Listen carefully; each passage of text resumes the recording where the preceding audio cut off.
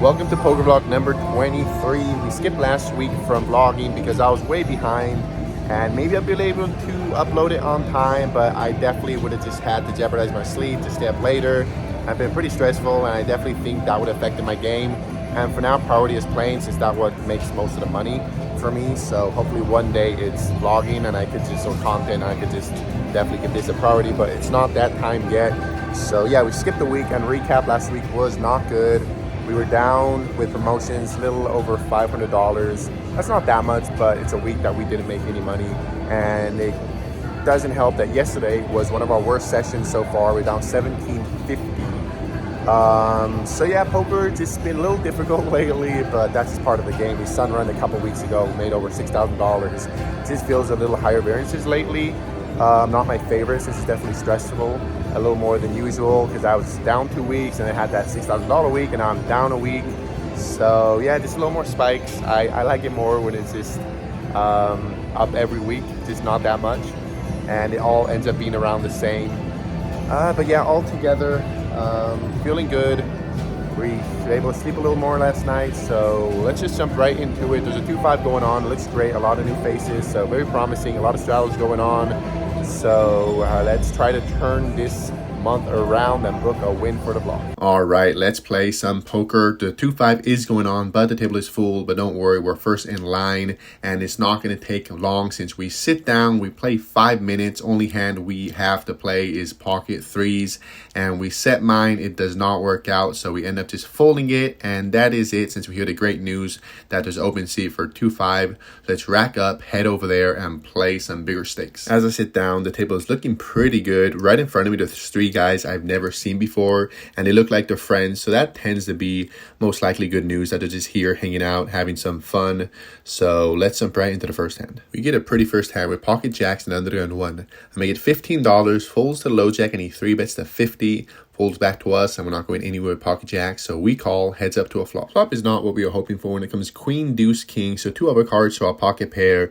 When we check and he bets $80, yeah, I'm not loving it. Maybe if he would have continuation bet for a small size, but this is a pretty big bet for a 3-bet pot. So with 2 other cards, I'm good. I fold and he takes it down. Let's see if we could do better with queen jack off and a button. Under the gun limps, that's one of the 3 friends I was talking about. Folds to us, I make it $20 and only he calls, so heads up to a flop. Flop comes ace, king, 7, so we got a gut shot and a backdoor flush draw, and on the board that's definitely better for us. Under the gun, he's just been limping a bunch. It just seems like he's playing almost every hand. I think we get a lot of folds on this scary board, so I make it $20, but it's not the case since he calls. Turn is a queen, so now we got a pair to go with our gut shot, and things get interesting since now under the gun leads out for $30. So yeah, I'm really not sure what he's doing this with. Maybe he's got a flush draw and is trying to give himself a good price. And yeah, in a spot that I still have a gut shot to the nuts, of course, if it's not a heart to 10, and we got a pair that may be good, I do call. River is beautiful. It's a 10, so we river is straight, and now he bets. He makes it $150, and he just has 155 behind, so only one thing to do with the nuts. We go all in. And bad news when he snap calls, and he does flip over king jack, so we chop it up. We both had a straight, and we needed help since he actually had a king. So definitely interesting lead on the turn. I guess he was just trying to get a cheap showdown with second pair, and we chop it up. Straddle is going on now. We looked on a pocket 8s and under the gun 1. I make it $30 and I get a hijack and small blind to call, so 3 ways to a flop. Flop comes deuce, 5, 6, so pretty good for our hand, over pair to the board. Definitely not the best for our range, so if I was against more aggressive players, I'd definitely consider checking here, since if that draws, I wouldn't be surprised if it raised me. But on this table, these players I was against, I thought they'd just be in call mode if they had a draw or to hit the board and raise more 2 pairs or sets. So I'm going to get value from top pairs and flush draws or straight draws. So I make it $60 and only get a small blind to call. So heads up to our turn. Turn is a 9. That brings in 7-8 for the straight. Not too worried of that since I am blocking it. He checks, and I decided to check back here since I felt like if he did hit top pair, I'm not going to be able to get 3 streets of value from it. And if he does have a flush draw, well, hopefully he'll try to bluff it on the river. That I wouldn't be surprised at all. So I do check back. There is a king. That's not the best, not because I think he may have some. I don't think he should have too many kings after calling the flop unless he had a flush draw to go with it. It was more now if he did have top pair on the flop. I think it's going to be hard to get value when he checks to me. This may be a little too thin, but I just felt like my pocket eights were more likely good here. So if I bet small, maybe he just thinks I'll be bluffing, trying to represent myself a king, and I could have plenty of missed draws on a flop that I decided not to try to bluff on a turn. So I make it $80. He thinks for a little bit and does call, and now I'm thinking that I may have gone a little too thin, but when I show my pocket eights, they are good against pocket sevens. So going super thin for value does work out for us this time, and we take down the first hand of the session. Now we're in a big line with king 9 suited. Under the gun makes it 15. Under the gun 1 calls, low jack calls, and this suited king I think is good enough to call, so that's what I do. 4 ways to a flop. Flop is pretty good. Jack 7 king, top pair 9 kicker, but definitely not gonna be loving it if under the gun C bet, since he has a lot of kings with better kickers, but he does not since it checks around. Turn is beautiful. It's a 9, so we got 2 pairs. Let's get some value. I make it $40 and get under the gun and under the gun 1 to call. River is an ace, and I'm not loving it. Definitely brings in a lot of 2 pairs better than ours. I think under the gun would definitely be playing this way a lot with ace jack since he has showdown value, but definitely middle pair betting 4 ways is a little too thin. So I do decide to pot control here and check, and now under the gun does bet. He makes it $140. Under the gun 1 folds and back onto us, and this bet just felt so strong. If it's heads up, I'm just snap calling, but he still had another person left to talk. So I do go into the tank. I felt like this just looked really strong. And the only hand I thought that I could be beating if he was going for value was ace queen that was playing this way since he had a gut shot and overcard. And I wasn't sure if he should be betting this big since he had his 3 ways and he has another person left to talk after him. And queen 10 does become a straight and a lot of combos of 2 pairs. So after a while, it does feel super tight even thinking about it now. But in the moment, I just felt like he looked very strong. It just felt so much like ace jack.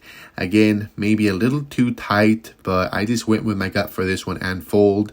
So we'll not know if our 2 pair was good. He takes it down. Now I'm going to cut off with ace queen suited. The hijack makes it $30. That's definitely a huge raise. 6x pot since the straddle is not going on.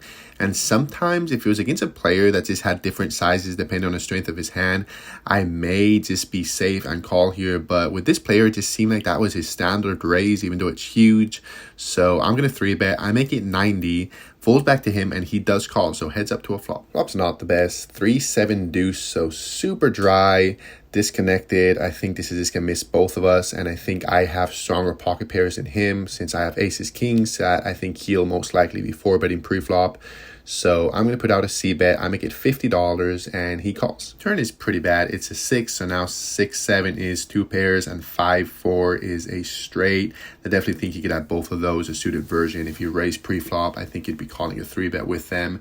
So on a turn that I think is definitely better for his range, and our ace queen may be good anyways. I check back. River is a 10, so yeah, not the best run out for us. And now he does bet. He makes it $140.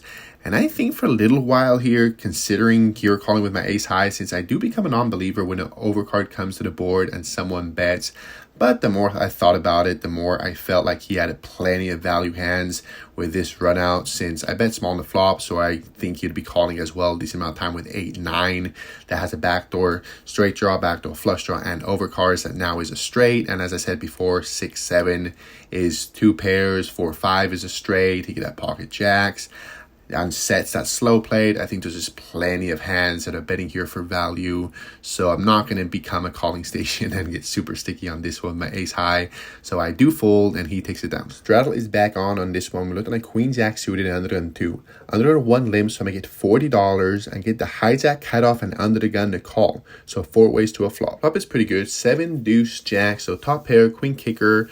When it checks to me, I make it $90. That definitely was on the bigger side, especially with the queen kicker, since they could have ace jack, king jack. But I think one of the reasons I decided to do this is that these players were playing a bunch of hands. So I thought that they'd have more combos of jack with worse kickers and more combos of flush draws, since a lot of times people just call a lot with suited hands. So that is what I do. And I'm happy when everybody folds, since that big size of a bet, if they call, I'm definitely not loving it. Playing out of position, it'd definitely be a tricky spot. So hey, easy $130. Let's move on to the next hand. Now we're the one straddling. We looked on an 8-9 suited and under the gun 1. The button makes it 40, big blind calls, and so do we. So 3 ways to a flop. Lock from 6-7-3, so pretty good. Opening a straight draw and 2 overcard. Checks to the button. He c-bets for $50. Folds to us.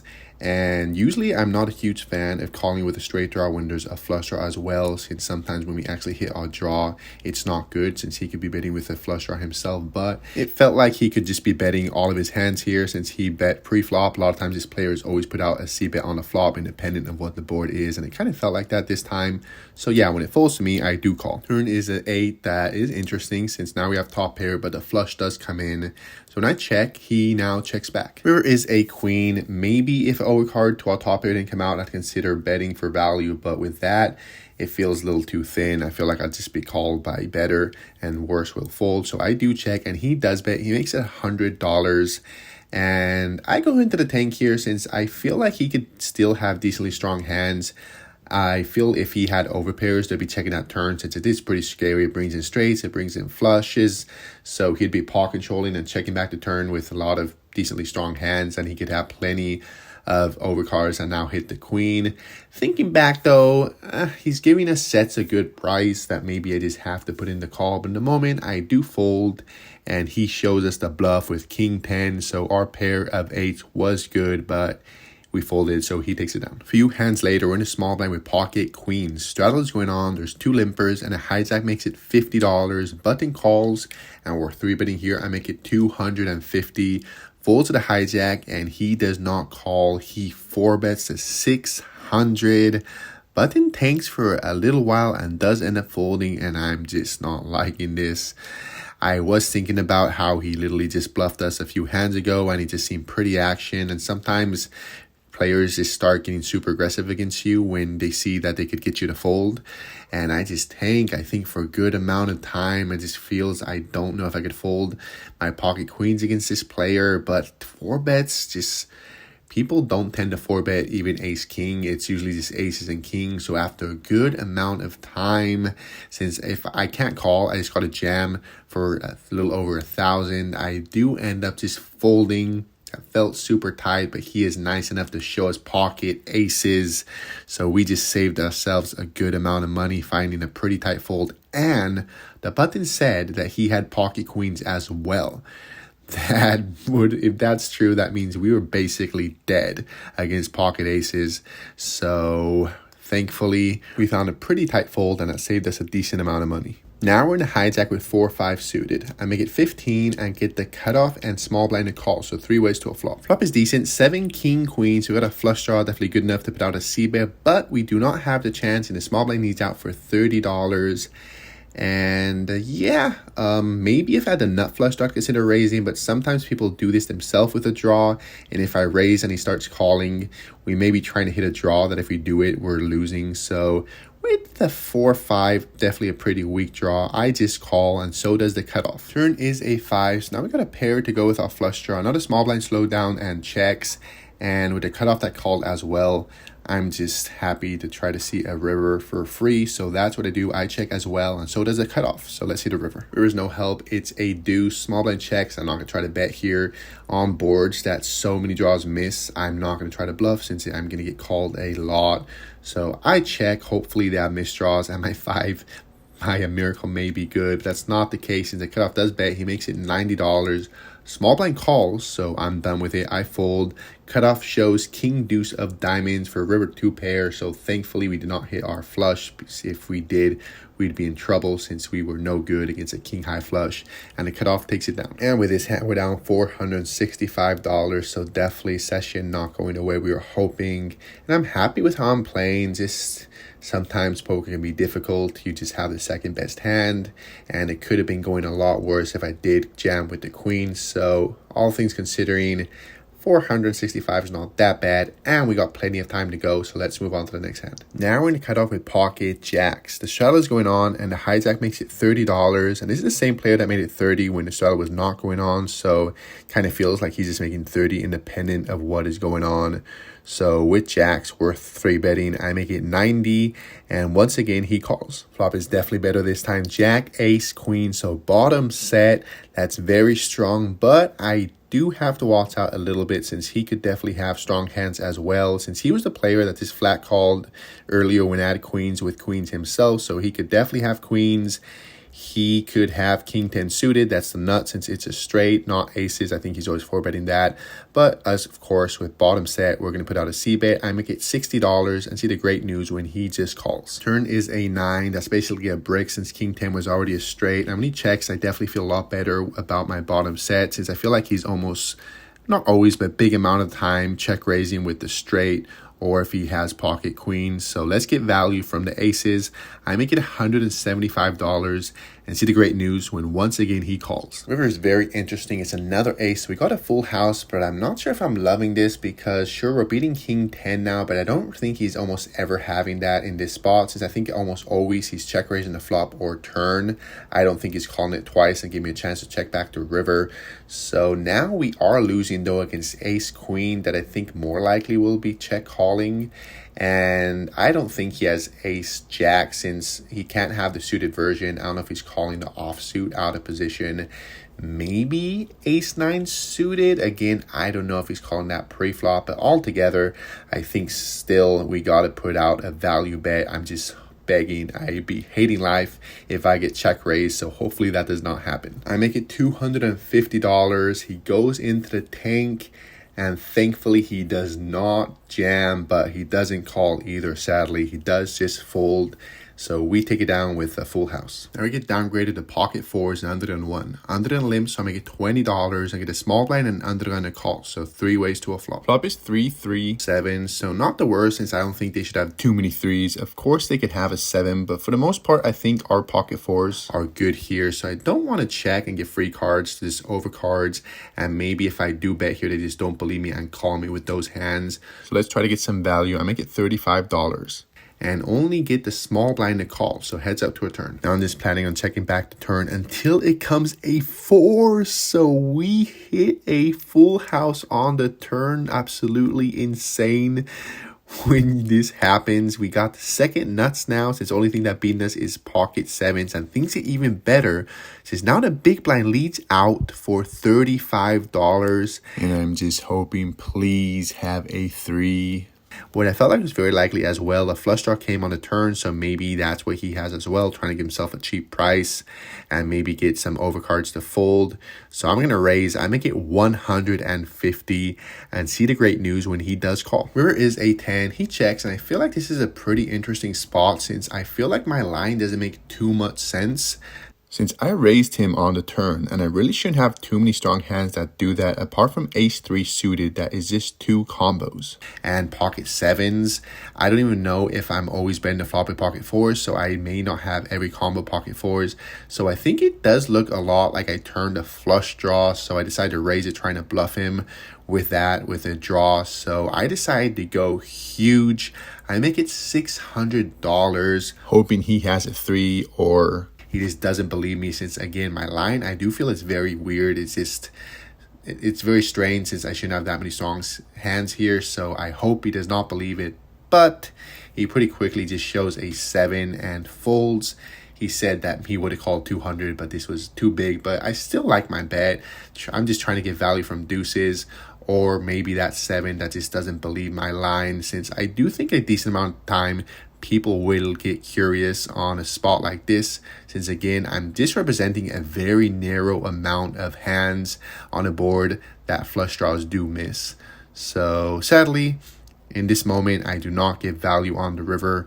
And once again, we take it down with a full house. So things are looking a lot better. Let's see if we could keep it going with Queen Jack suited in the cutoff. I make it $15 and get a small blind and big blind to call. So 3 ways to a flop. Flop comes King 10-4. So pretty good. Opening the straight draw. Definitely strong enough of a draw to put out a bet. So when it checks to us, I make it $20 and only the small blind calls. So heads up to a turn. Turn is no help. It's a 4. But when he checks, I think now we could start getting 10s to fold if I bet. So I make it $60. But it's not the case since he snap calls. There is another 4. He checks. And here we are with Queen High. So I considered pulling a triple barrel, but in the moment I just felt like he looked more likely that he had a king than a 10. Since he called from the small blind, that's definitely a stronger range pre-flop than the big blind, and on the flop he called next to act.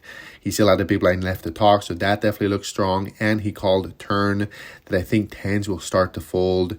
So altogether, I just felt like he had more kings than 10s. And I do not think I'm going to get a king to fold if I bet the river. So I do decide to give up and check back. And he flips over 10-7 for a pair of 10s.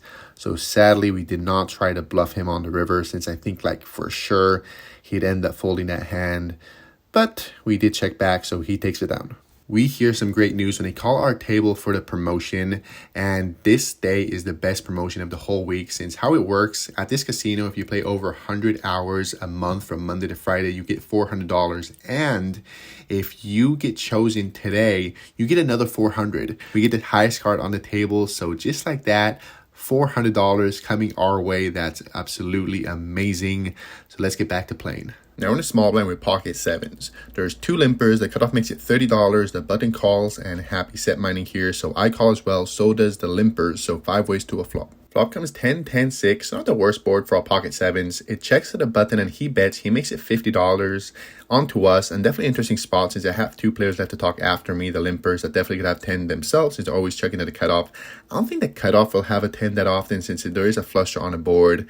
And, you know, some gut shots. So multi-way, I don't think he's slow playing a 10. And the button, I definitely think he could be betting with a 6 himself for protection.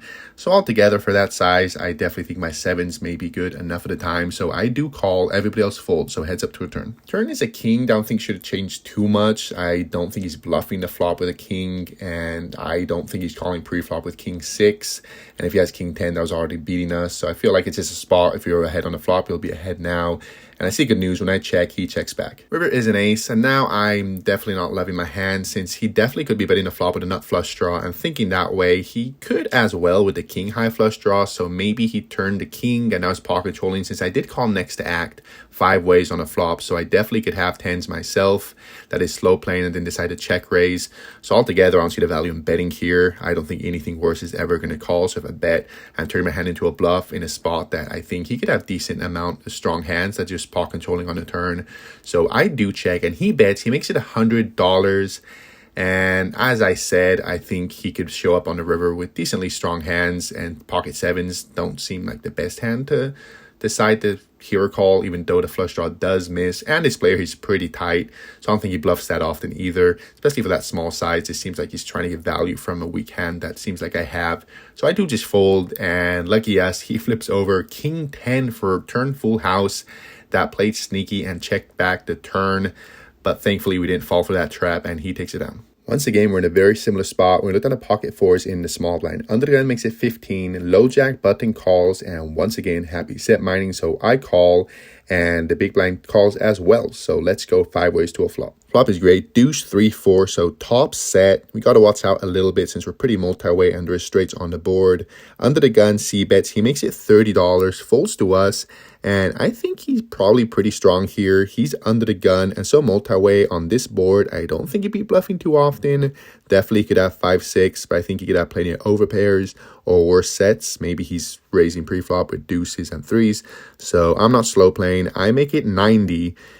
Big blind folds, that's great since he definitely could have straights himself. And see the good news when under the gun does call. Turn is pretty good. It's a jack. The only thing that would change is if he has pocket jacks himself. Now we're losing against that, but it's not a scare card that's amazing since I'm not check raising myself with a jack in my hand really. So if he has an overpair below a jack, I don't think this will scare him too much. Let's keep on going for value. I make it $150.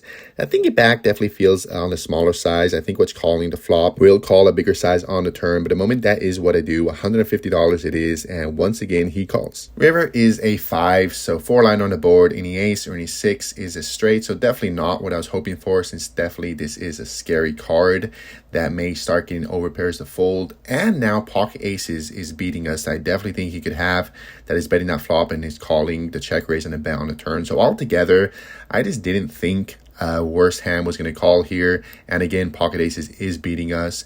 Maybe a small bet would make sense here, but altogether I do just check and he checks back.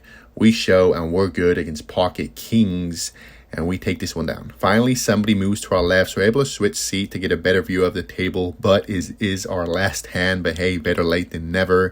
We look down at 10-8 suited in the big blind. The low jack limps, the small blind calls, so happy checking here. So that's what I do. Let's go 3 ways to a flop. Flop is very promising. Deuce, jack, 8, so middle pair, flush draw, and a backdoor straight draw. Small blind bets, he makes it $15, and with middle pair, that may be good. Happy calling here, so that's what I do, and so does a low jack. So 3 ways to a turn. Turn is pretty nice. It's a 9, so now apart from having a pair and a flush draw, we have a straight draw. Small blind checks, and 3 ways. I don't think my 8 is going to be good here that often, so I'm going to turn it into a bluff. I make it $50. Low jack goes into the tank for a little while. He just doesn't seem happy, but does end up calling. Small blind folds, so heads up to a river. River's beautiful. It's a 6, so we hit our flush. Let's get some value, but I didn't want to go too big, and that was just because the turn, the way the low jack was acting, he just didn't seem happy. It seemed like he just wanted to fold, so I was putting mostly on a weak jack. So when there's straights on the board, now when a flush comes in, I feel like if I bet big, he's just going to fold those jacks. So I make it on the smaller side. I make it at $75, and he snap calls. We show, and we are good against a smaller flush. He had 7-4 suited. So definitely we could have gone a lot bigger for value on that river. And yeah, he did not raise either. That was pretty surprising since I made it pretty small. But altogether, we take down this last pot. Not going to complain. And before we leave, we get rewarded for changing sits, and we get the high card once again. So we get another $400 in promotions. That is absolutely insane. $800 in promotions in one day. Now that is lucky. So yeah, very nice way to end the session. Let's rack up, cash out, and see how we did.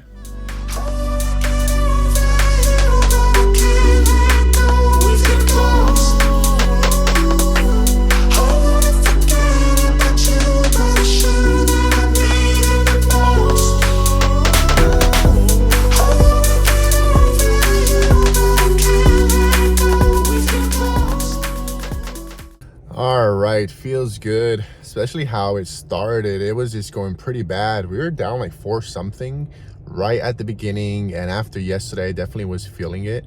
I think definitely after running bad all last week and yesterday, just my stamina of run bad without getting upset is a lot lower. So I was already feeling it an hour in, so I was trying to focus, and thankfully things turned around, because we ended up booking a profit of $380. So that's a decent comeback from down 460, I think it was. But we made $800 in promotions. That is just stupid. I've just been running so crazy in promotions. Is so damn lucky. So with that, we are up $1,180. I hope I did that calculation right. 800 promotions, 380 playing. So that's really nice, especially after having such a rough session yesterday, down over 1,700. The fact that we made most of it back today feels amazing, because if it would have kept on going that way, it definitely starts getting into the stressful zone. Since I don't have a huge bankroll, I have a decent one to play 2-5 that I'm not like scared of money that it affects my game, but definitely it's not huge enough that I could just be losing thousands and thousands of dollars every day. So thankfully we made most of that back. And yeah, I got some cool hands for the vlog. I'm super happy. It was very action at the beginning. Then it slowed down towards the end because the bigger action players left. And yeah, thanks Jamul for promotions. That's definitely been helping a lot with variances. And that's it. Thank you guys for watching. Make sure you subscribe, like, and comment as always. And I'll see you guys next week.